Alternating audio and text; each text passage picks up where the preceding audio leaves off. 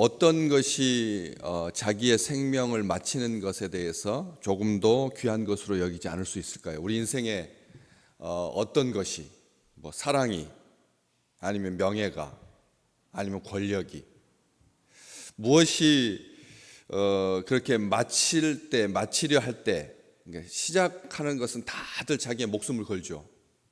그렇지만 마치려고 할 때까지 목숨을 걸어도 조금도 아깝지 않은 것 한번 말씀을 한번 해보십시오. 이 지상에서 우리가 육신을 입고 살아가는 동안 강건해봤자 7, 80인데 그 사이에 우리가 처음과 끝까지 한결같이 목숨을 걸 만한 것이 뭐가 있겠습니까? 학업입니까? 아니면 예술입니까? 죽는 순간까지도 나는 후회함이 없다, 하나도 아깝지 않다 라고 할 수 있는 것은 딱 하나밖에 없습니다. 달려갈 길, 그리고 사명. 이 달려갈 길을 마치고 사명을 마친다라고 하는 거 우리가 생각할 때 누구나 다 그런 인생 그렇게 살다가 가는 거고, 또 사명은 있기도 하고 없기도 하고 그 사명에 대해서 생각할 정도면 공자급쯤 돼야지, 공자쯤 돼야 50대 나이가 되었을 때 40대는 미혹되지 아니하고 50대가 되었을 때는 지천명이고 천명을 알 수가 있고 해서 공자급쯤 되어야지만 인생에 그런 현명한 스승점 정도 되어야 사명을 깨달을 수 있다, 이렇게 생각하는 경향이 있습니다. 그런데 우리가 이 지으시고 부르신, 이게 두 가지거든. 달려갈 길은 우리를 지으신, 그리고 사명은 우리를 부르신, 우리를 지으시고 부르신, 철저하게 하나님적인 거죠. 그냥 살다 보니까 실수로 태어났네, 내가 원치 않는 곳에 태어났고 내가 원하는 것은 하나도 없고, 이런 개념이 하나도 없습니다. 자연인 그런 개념이 없는 거죠. 행복하려고 우리가 살까요?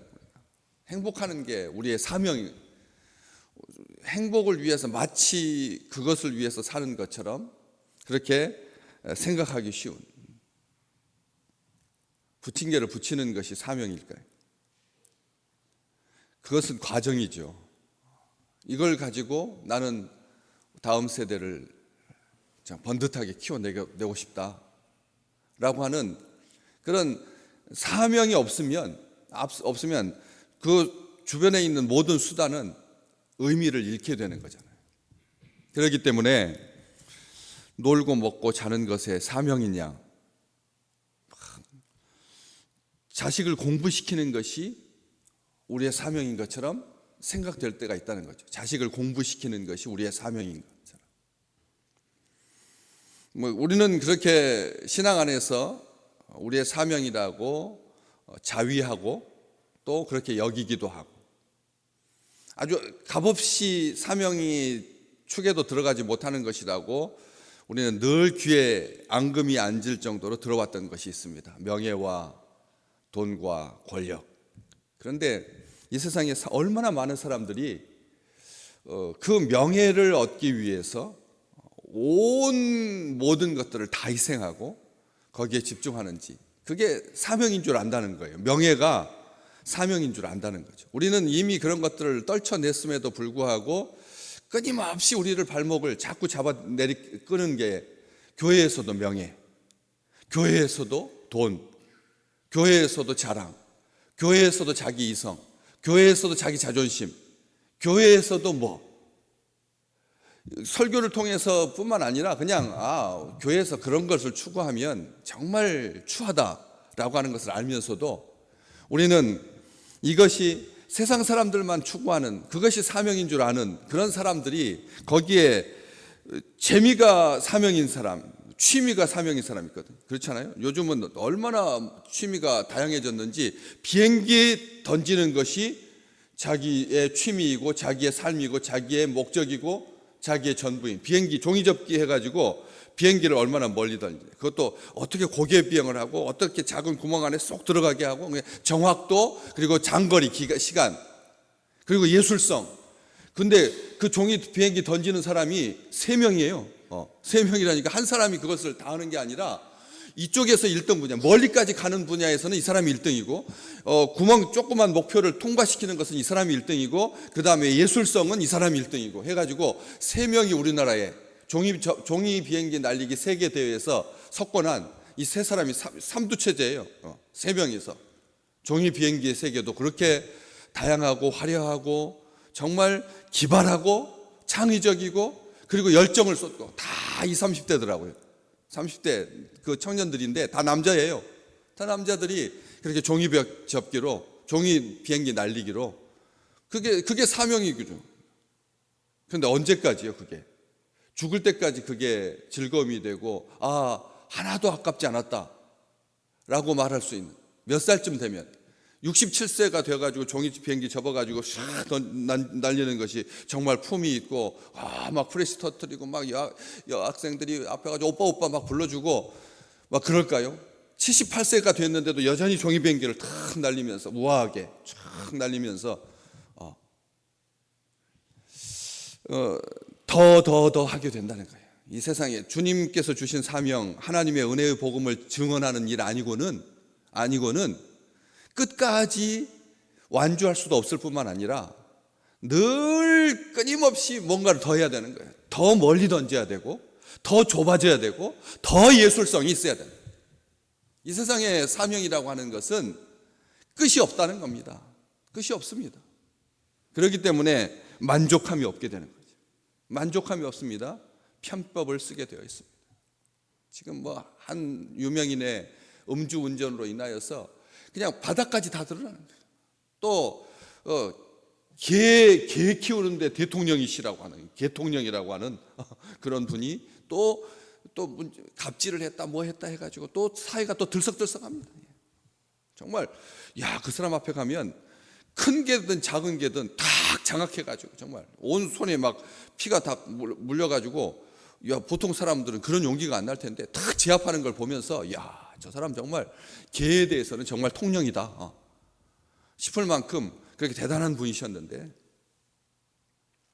그 사명이 주변에 있는 사람들에게 같이 동조해 주지 못하는 사명이 되고, 그리고 어떤 사람을 눌러야만 되고 어떤 사람을 이겨야만 되는 사명이라면 그 사명은 우리에게 결코 만족이 될 수가 없다는 거죠. 우리는 이걸 봅니다. 한번 따라서 해볼래요? 재미는 부패할 수 있지만 사명은 부패하지 않는다. 아멘. 재미는 지나가면, 취미는, 재미는, 흥미는, 그런 것이 이끄는 삶은 그렇게 많은, 그냥 중간에 중도 탈락하고 다시 무대에 서지 못하고, 그 화려한 그 아름다움, 정말 트로트로 데뷔했는데 성악을 그렇게 잘하더니 얼마나 멋있어요. 트로트 경쟁에서 들어가가지고 7명의 사람을 이렇게 했는데 얼마나 목소리 좋아요. 얼마나 기가 막혀요. 정말 그 사명의 본질에 충실했다면 다른 곁가지들에 대해서 자기를 절제하고, 이기기를 다투는 자마다 모든 일에 절제하나니 그랬는데, 그 절제하지 못함으로 말미암아 그 사건 끝나고 나서도 또 맥주를 사가지고, 또 이 알코올이라고 하는 게 그 공함이라는 게 사람 장애인 거죠. 술로 하려고 하는, 관계가 엉클어지니까 힘드니까 술 기운으로 하게 되는 그런 일을 겪게 된다는 거죠. 사명이 이끄는 삶이어야지 취미와 재미가 그것은 사명이 아니라는 거예요. 사명은 그것 때문에 살고 그것 때문에 죽는 것이 사명이잖아요. 1956년 유로비전 송 콘테스트, 이거 국제 가요제입니다. 1956년에 시작했으니까 지금 벌써 70년 넘어가는 어마어마한 국제 가요제죠. 작년 생중계했는데 1억 6,200만 명이 그걸 봤으니까 1억 6,200만 명이 그 국제 가요제를 봤습니다. 정말 세계적인 가수를 배출해낸 어마어마한 국제 가요제입니다. 아바, 올리비아 뉴튼 존, 훌리오 이글레시아스, 우리가 다 아는 사람, 나나 무스크리 다 그 경기, 그 가요제 출신입니다. 정말 놀라운 가요제죠. 그런데 2012년 아주 특별한 사건이 발생했잖아요. 러시아의 시골에 할머니 8분이 준우승을 차지한 거예요. 러시아의 시골의 할머니들 8분이 준우승을 차지했어요. 정말 장거리 여행하고 수차례 예선을 겪고 결선, 피곤할 법도 한데 모이기만 하면 막 수다를 떨고 웃고 즐겁고 활기차고 막 너무 행복한 거예요. 우리는 2등이 제일 비참하잖아요.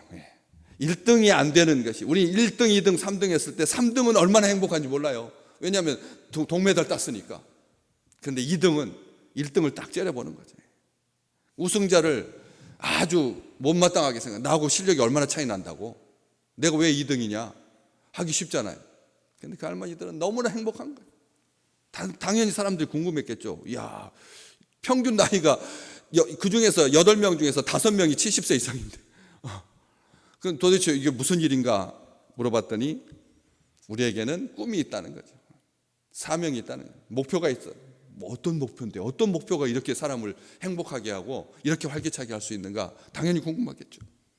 스탈린 시대 때 무너뜨린 예배당 짓는 것이 우리의 꿈입니다. 스탈린 시대 때 무너진, 폐쇄된 교회 짓는 게 그 할머니들의 꿈이었다. 그래서 전통 민요를 불러가지고 오늘 가서 인터넷에 들어가서 쳐보십시오. 2012년도 준우승 딱. 사명이, 목표가 끝까지 달려가게 하고 활기차게 하고. 그래서 이 사명 사자가 무슨 사자라고요? 스승 사자가 아닙니다. 심부름 사자라니까요. 심부름 사자. 그래서 소사, 어렸을 때 많이 들어보셨죠? 일제시대 때 소사라고 들어보셨죠? 심부름꾼, 소사. 특별한 일을 하면 특사, 비밀스러운 일을 하면 밀사, 하나님의 심부름하면 천사. 하나님의 종들은 그래서 사도인 겁니다. 사도가 스승사자가 아닙니다. 사도가 스승사자가 아니라, 교회는 명예 없습니다. 교회는 권력 없습니다. 교회는 세속적인 것 가지고 사자 붙이지 않습니다. 요즘 목사가 스승사자거든요. 목사는 스승사자를 썼어요. 이때부터 교회가 흔들리기 시작한 겁니다. 목사 사자가 스승사자를 붙이는 순간 선비사자도 아니고 다시 돌아가야 합니다. 사도, 하나님의 사자, 주께 받은 사명, 하나님의 은혜의 복음을 증언하는 일에 하나도 목숨이 아깝지 않았다. 바울은 그렇게 말합니다. 살아갈 이유와 동기가 무엇입니까? 우리 존재의 목적이 무엇입니까? 생존을 위해서 사는 사람은 비참한 인생이죠. 죽지 못해 사는 것, 먹기 위해 사는 것, 생존을 위해서 사는 것. 그래서 우리 주님 말씀하셨습니다. 사람이 무엇으로만 살 수 없다고요? 떡으로만 살 수 없다. 생존을 위해서 사는 거 아니다. 뭘로 산다? 하나님의 말씀으로 산다. 예수 그리스도로 산다. 복음으로 산다. 유대인 포로 수용소에서 살아나와 가지고 세계적인 학자가 된 빅터 프랭클, 죽음의 수용소라고 하는, 유명하죠. 이 분이 말했습니다.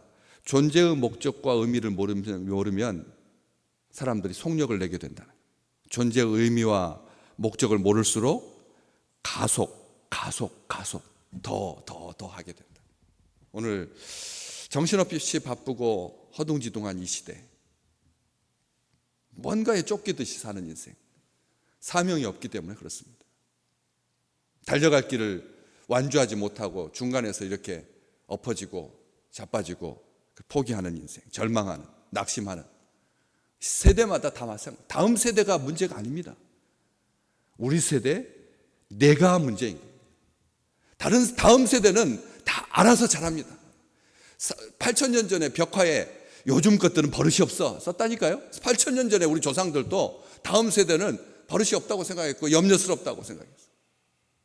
다음 세대의 문제가 아니라 하나님의 은혜의 복음 모르고 아름다운 덕을 선전하라고 어둠 가운데서 빛으로 불러내신 그런 하나님의 은총이 오늘 우리의 입술을 통해서 우리의 몸으로 증언하고 우리의 입술을 통해서 증언하고, 그래서 행복이 넘치고 이리저리 방황하지 아니하는, 달려갈 길을 끝까지 완주할 수 있는 건강한, 행복한, 감사가 넘치는 귀한 날 되시기를 주의 이름으로 축복합니다.